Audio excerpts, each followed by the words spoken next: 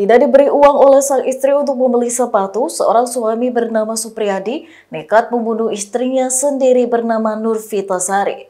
Selesai membunuh sang istri, Supriyadi pun menyerahkan diri ke polisi.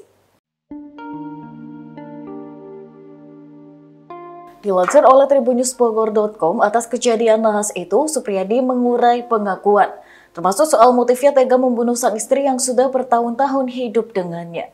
Diberitakan sebelumnya pembunuhan sadis dilakukan oleh seorang suami kepada istrinya di Kafling Pandawa Mandiri Blok F nomor 187 Saguling Baru, Kota Batam.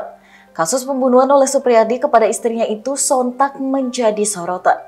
Pengakuan saat melakukan aksi keji kepada sang istri diungkap secara detail oleh Supriyadi. Sebelum melakukan pembunuhan, pelaku mengaku ingin meminta dibelikan sebuah sepatu oleh istrinya. Supriyadi yang belakangan ini tidak bekerja, merasa senang awalnya ketika memberikan kabar kepada sang istri bahwa ia diterima kerja untuk menjadi pengawas di sebuah proyek. Rencananya untuk bekerja, Supriyadi harus membeli sepatu lantaran sepatunya sudah jelek dan tidak layak pakai untuk bekerja. Karenanya, Supriyadi pun mencoba meminta uang kepada istrinya agar dibelikan sepatu baru untuk kebutuhan bekerja.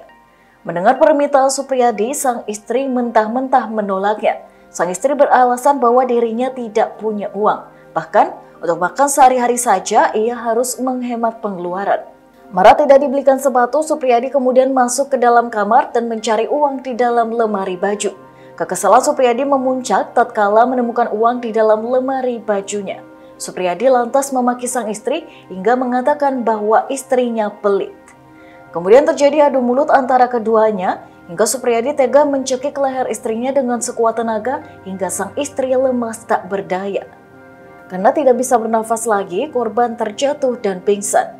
Namun ketika itu, menurut pengakuan Supriyadi, ia masih bernyawa karena ia masih mendengar dengkuran dari mulut sang istri. Tampak panik, emosi Supriyadi pun mendadak memuncak. Hal itu terjadi lantaran Supriyadi melihat istrinya masih bernyawa usai dicekik.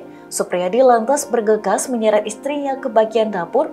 Melihat sebuah ember yang berisi air sirih untuk pengobatan sang istri, pikiran Supriyadi semakin kalah. Supriyadi nekat membenamkan kepala sang istri hingga korban benar-benar tidak bernyawa. Selesai melakukan pembunuhan sadis kepada istrinya pada Selasa 2 Februari 2021, Supriyadi akhirnya menyerahkan diri ke kantor polisi karena merasa bersalah dan menyesal.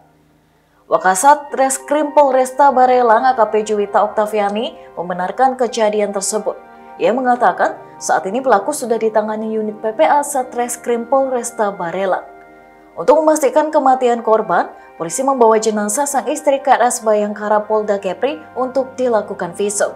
Sedangkan pelaku Supriyadi masih diperiksa intensif di unit PPA Satreskrim Polresta Barelang.